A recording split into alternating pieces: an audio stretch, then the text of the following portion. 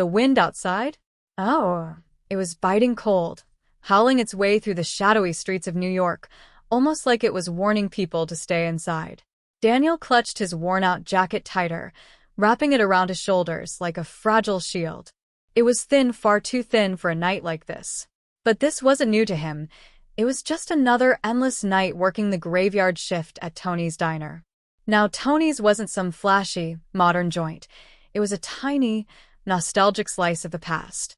An old-school diner with flickering neon lights buzzing like bees and the ever-present aroma of hot coffee and sizzling bacon swirling in the air. For 3 long years, Daniel had served tables there. Smiling, hustling, surviving, barely scraping by. And with his mother's hospital bills stacking higher than he could count, even the double shifts weren't enough to catch up. But here's the thing about Daniel. Even when life punched him in the gut, he showed up with kindness. No matter how badly his feet ached, no matter if he hadn't had a proper meal in days, he still wore that gentle smile. The kind that made people feel seen, safe, special. You see, his mother once told him, true generosity isn't measured by how much you have, but by how much you're willing to give when you have almost nothing. Then came the twist. The guest. The moment. Just before Daniel could close up, the rusty door creaked open. The wind snuck in behind a figure, an older woman wrapped in a gray, frayed shawl that barely shielded her from the chill. Her face wore the map of exhaustion. Her hands trembled as she clung to the thin fabric around her, her eyes scanning the diner, unsure, hesitant, almost like she felt she didn't belong. Most people, they would have ignored her. Or worse, asked her to leave. But Daniel? He looked closer. He saw pain, loneliness, and maybe, just maybe, a quiet cry for comfort. He approached slowly, his voice soft and warm. "Ma'am, can I get you something hot to drink? Anything?" Her voice cracked as she replied, barely above a whisper. I don't have any money." "Daniel?" He didn't even flinch. "That's all right," he said with a comforting nod. "Coffee's on me." Her tired eyes blinked in surprise, like she wasn't used to people being this kind. "Thank you," she breathed, almost afraid it wasn't real. He moved quickly, pouring her a fresh, steaming cup. And as he did, his mind wandered for just a second. He remembered his own worries, his own hunger, his exhaustion. But something in him just couldn't let her go hungry. Without hesitating, he plated scrambled eggs, toast, and even a warm bowl of soup. He brought it over, smile still intact. "Here," he said kindly, "eat up." Her eyes filled with tears. "You didn't have to do this," she whispered, touched to her core. "I know," Daniel replied simply. "But everyone deserves a little kindness." And kindness? That was Daniel's quiet superpower. As she slowly ate, savoring every bite like it was the best meal she'd had in weeks, Daniel cleaned up, wrapped up orders, and finished off his shift. He couldn't help but glance back at her, heart tugging. When she was done, she looked at him with a softness that only deep gratitude could bring. "What's your name?" she asked, voice gentle. "Daniel." She nodded. "Daniel, you have a beautiful heart. Why are you working this late?" He sighed, leaning tiredly against the counter. "My mom's in the hospital. The bills don't stop coming. I'm doing what I can, you know. But enough about me, what about you? Do you have a place to sleep tonight?" She paused, then shook her head slowly. "Not really, but I'll figure it out." That didn't sit right with Daniel. His heart couldn't leave it there.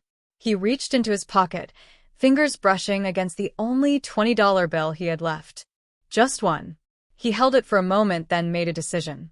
"Here," he said, pressing the bill gently into her hand. "It's not much, but maybe it can get you a warm bed tonight." Her eyes went wide. "No, Daniel, you need this more than I do." But he just shrugged. "I'll be all right. You need it now." Tears streamed down her face. For a second, she couldn't even find the words. Then, with a trembling smile, she whispered, "You have no idea what this means to me." And she wasn't wrong. Then came the next morning, the shock of his life. Daniel dragged himself to work, still exhausted, still running on little sleep, but ready for another hard day.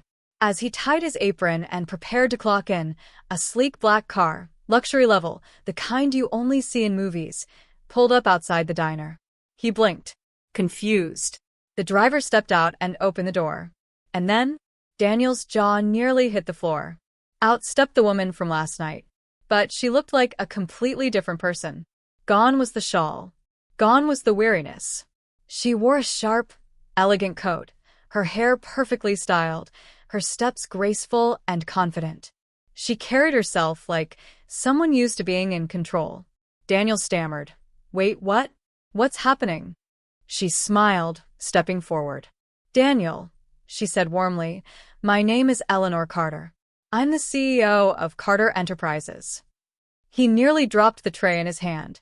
Carter Enterprises? That was one of the biggest companies in the entire country. She continued, "Last night, I wasn't just looking for food. I was looking for something far more rare. I was searching for kindness." She explained how she sometimes disguised herself, just to see how people treated those in need. A real-life test. "And you, Daniel? You passed. With flying colors." He was stunned. "I was just doing what anyone should do." But she shook her head. "No, Daniel. Not everyone would do what you did. You fed me when you barely had enough for yourself. You gave me your last $20. That kind of compassion? That's something money can't buy." She reached into her designer handbag and pulled out an envelope. Inside, a check. $100,000. "It's not charity," she said firmly. "It's a reward for your heart, for your soul, for the light you carry in a dark world." Daniel's voice trembled. I can't take this." "You can," she replied. "And you must. Use it for your mother. Use it for your future. And when you're ready, there's a place waiting for you at my company." Overwhelmed, Daniel's eyes welled with tears. This couldn't be real. But it was. That very night, Daniel went straight to the hospital. He cleared every last medical bill. He found a better home for him and his mother. She finally had the care she needed to heal. But here's the most beautiful part. Daniel never stopped being kind.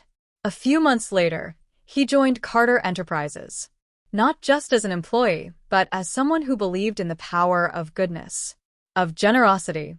And every week, he still stopped by Tony's diner, not because he had to, but because he wanted to remember where it all began. Because sometimes, the smallest, quietest act of kindness can set off a miracle that changes everything. And in this world where so many are running, struggling, just trying to survive, kindness remains the one thing that always comes full circle.